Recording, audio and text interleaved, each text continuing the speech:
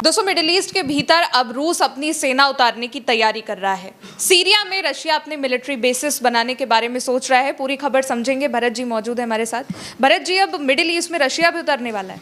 देखिए, बशर अल असद की सत्ता जाने के बाद, उनका तख्त छीनने के बाद, जब नई सरकार जो वहाँ आई है, अहमद अल सारा जो कि विद्रोही थे पहले, जिन्होंने तख्ता पलट किया है सीरिया के भीतर, जब से तख्ता पलट हुआ है तब से जो सैन्य गतिविधियाँ हैं रशिया की सीरिया के भीतर या मिडिल ईस्ट के भीतर, तब से शांत थी। लेकिन अब रशिया फिर से सीरिया में सेना स्थापित करना चाहता है, उतरना चाहता है, बताएंगे। लेकिन एक और बड़ी खबर निकल कर के आ रही है, और वो बड़ी खबर ये है गौरी जी कि नेतन्याहू ने तैयारी करनी शुरू कर दी है अकेले युद्ध लड़ने की।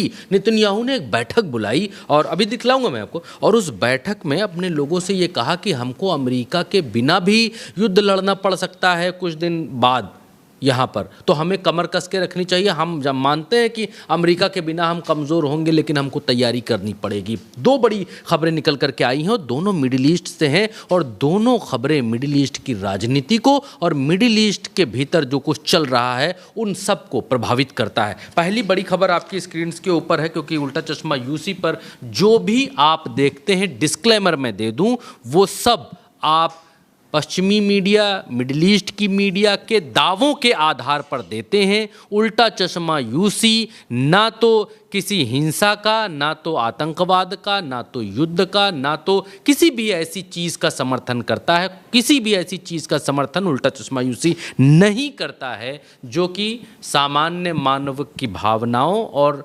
इंसानियत के लिए गलत हो। चलिए, इस डिस्क्लेमर के बाद शुरुआत करते हैं।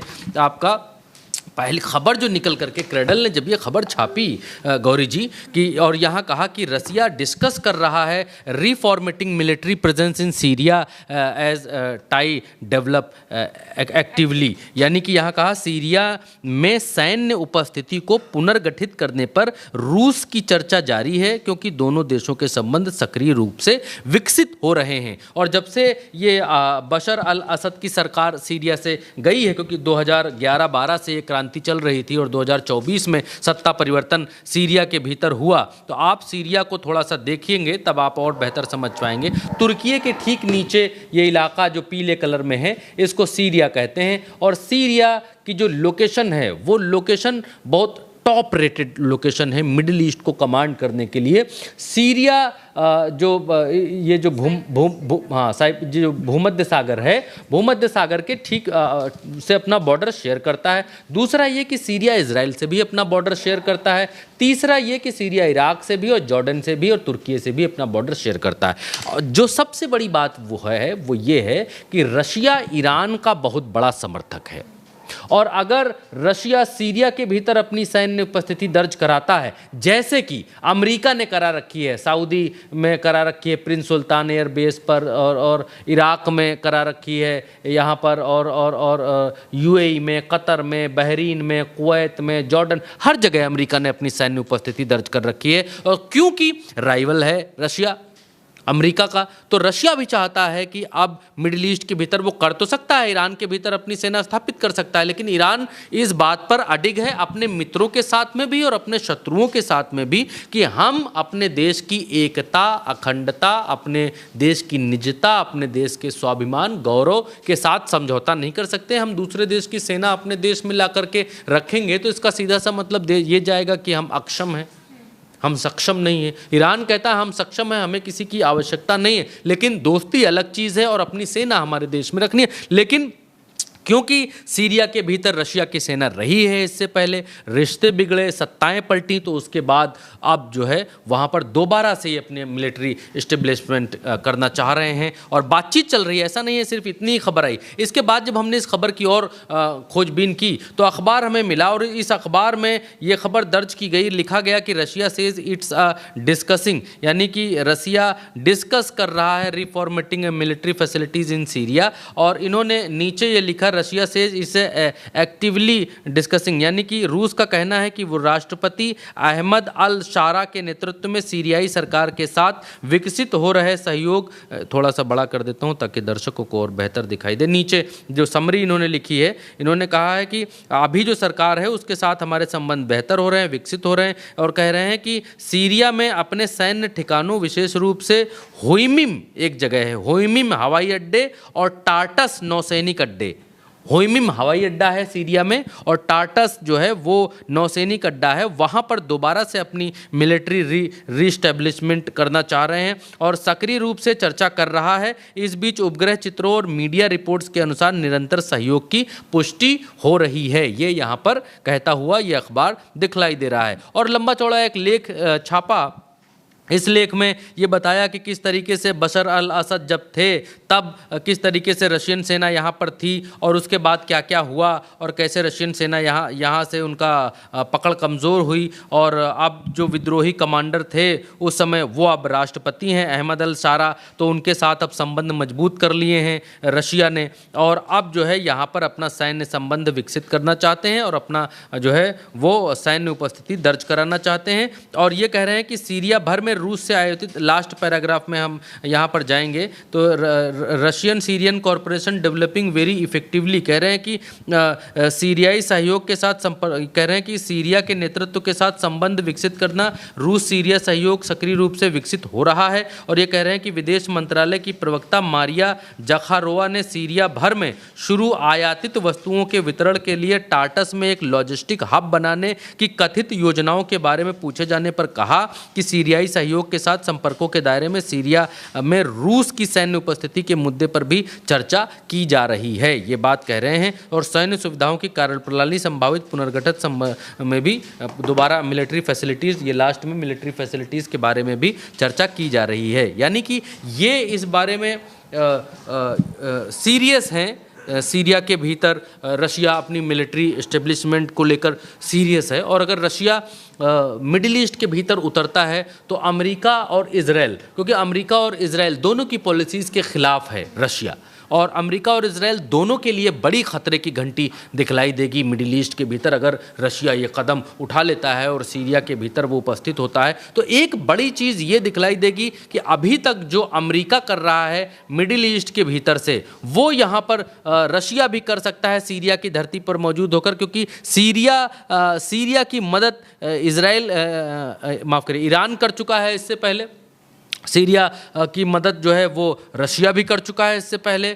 तो सीरिया एक बहुत अच्छा रणनीतिक साथी हो सकता है ईरान के लिए भी और रशिया के लिए भी, इजराइल को कंट्रोल करने के लिए, क्योंकि इजराइल तभी कंट्रोल रह सकता है जब जो है लेबनान तो खिलाफ हाई है इजराइल के, और सीरिया में भी अगर रशियन उपस्थिति होती है तो ये बड़ा चेंज ओवर देखा जाएगा मिडिल ईस्ट के भीतर। इसके अलावा एक और बड़ी खबर ये ईरान इंटरनेशनल इंग्लिश के ज़रिए निकल करके आई और इस खबर ने सबको चौंकाया। इस अखबार ने ये दावा किया कि जो नेतन्याहू हैं उन्होंने आपात बैठक बुलाई और उस बैठक में अपने लोगों को ये कहा कि हमें ये युद्ध अमेरिका के बिना भी लड़ना पड़ सकता है, यानी अमेरिका इस युद्ध से पैर खींच सकता है। क्या है वो खबर, हम आपको बतलाते हैं। खबर ये है, हिंदी तर्जुमा बतला देते हैं सीधा।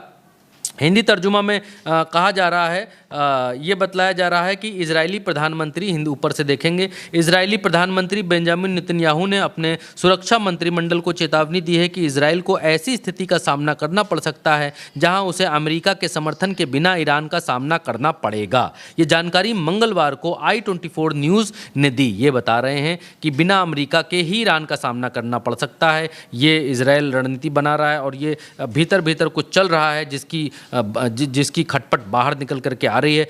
ये आगे लिखते हैं, सोमवार को मंत्रिमंडल की बैठक में बोलते हुए नेतन्याहू ने कहा कि इजराइल को ऐसी स्थिति का सामना करना पड़ सकता है जिसमें उसे अमेरिका के समर्थन के बिना अकेले ईरानियों से निपटना पड़ेगा। डील अलोन विद द ईरानीज, हाँ, अकेले ईरान से निपटना होगा। इसके गंभीर परिणाम भुगतने होंगे, वो भी ये भी कह रहे हैं, और जिनमें गोला बारूद की कमी और बढ़ता अंतर्राष्ट्रीय अलगाव भी शामिल है। उन्होंने कहा कि जो गोलाबारी की कमी और जो अलगाववाद है, अलगाववाद मीन जैसे ब्रिटेन है, ब्रिटेन ने इनके साथ सारे सैन्य सहयोग इसराइल के साथ में रद्द कर दिए हैं कि कोई भी मिलिट्री सहयोग हम आपका नहीं करेंगे। ये मेलोनी ने सीधे कह दिया अभी कुछ ही दिन पहले। तो अब ये इसराइल इस बात को समझ रहा है कि अगर अमेरिका ही है और अमेरिका भी अगर हाथ खींचता है तो बड़ा मुश्किल हो जाएगा इसराइलियों के लिए ईरान से निपटना। और एक बात तो ये स्थापित हो चुकी है कि ईरान ने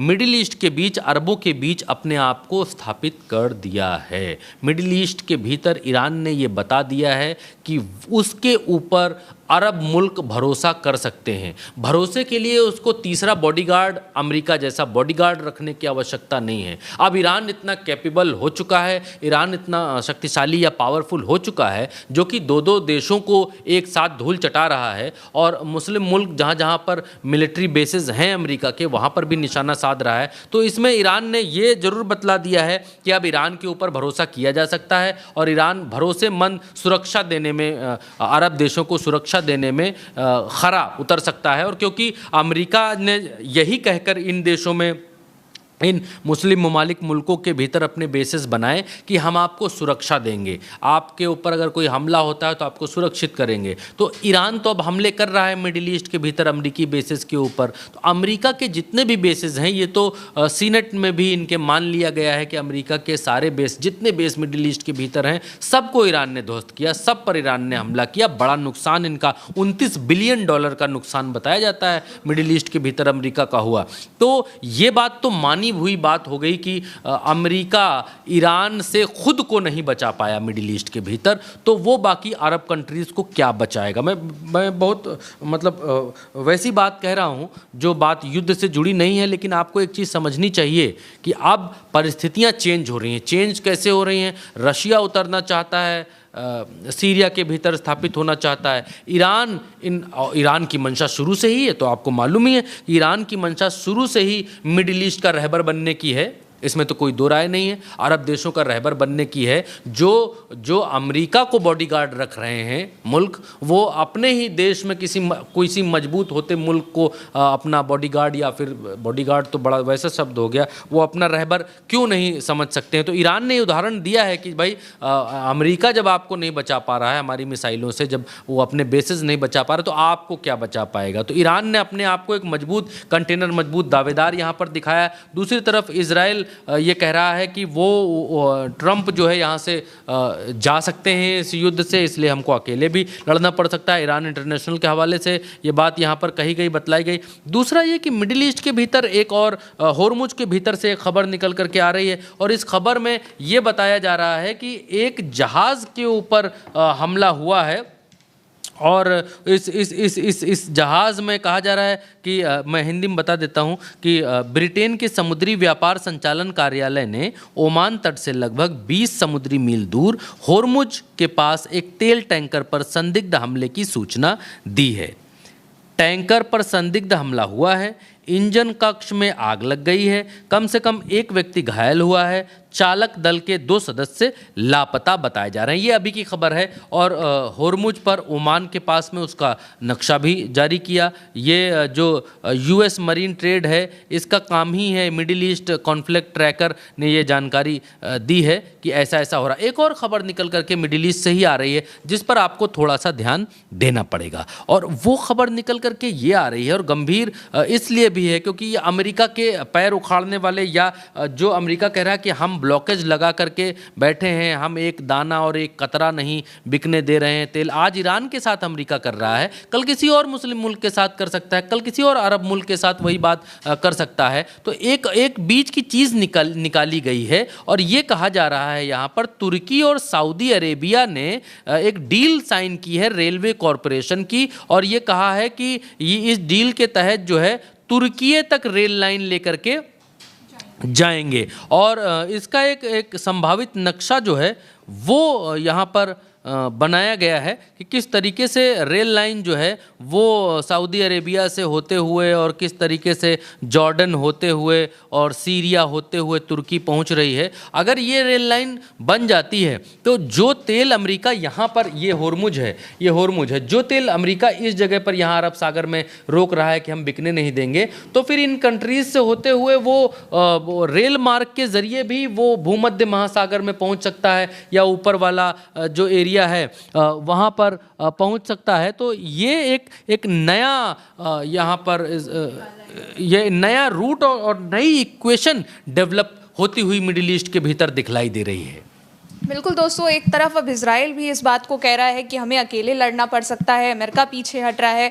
दूसरी तरफ अब रूस भी मिडिल ईस्ट के भीतर अपनी सैन्य उपस्थिति को बढ़ाने की कोशिश कर रहा है। सीरिया में बात चल रही है कि अब हम सीरिया में अपनी सैन्य उपस्थिति बढ़ाएंगे, और अगर ऐसा होता है तो रशिया ईरान का सपोर्टर रहा ही है, उसने शुरू से ही ईरान का साथ भी दिया है। तो मिडिल ईस्ट में जो हालात हैं वो दिन पर दिन अब बदलते जा रहे हैं। फिलहाल अभी के लिए इस चर्चा में इतना ही। आप देखते रहिए उल्टा चश्मा यूसी। शुक्रिया।